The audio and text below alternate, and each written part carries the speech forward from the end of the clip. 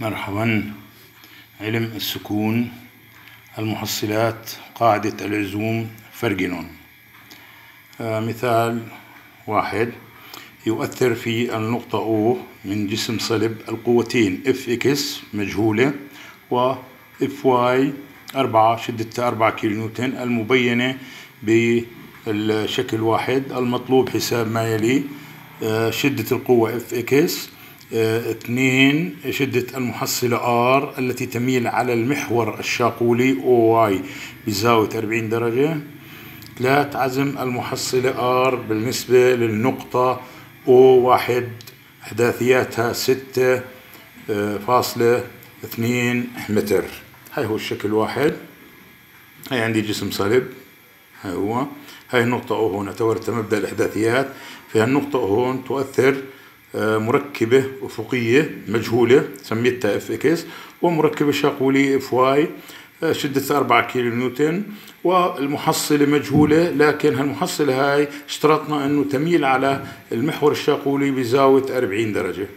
المطلوب حساب ال Fx. طبعا حساب الشدة هاي من علاقة التان لهالزاوية هاي، Fx تساوي Fy بتان 40. بعد التبديل طلع معنا الجواب 3.356 كيلو نيوتن.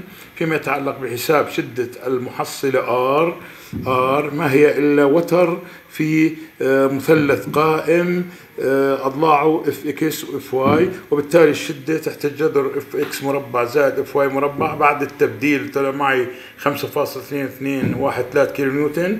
حساب الخطوة رقم 3 حساب MO1، يعني العزم بالنسبة للنقطة O1 ها هي اللي أعطيناها بدلالة إحداثياتها 6 إكساتها 6 متر وواياتها 2 متر.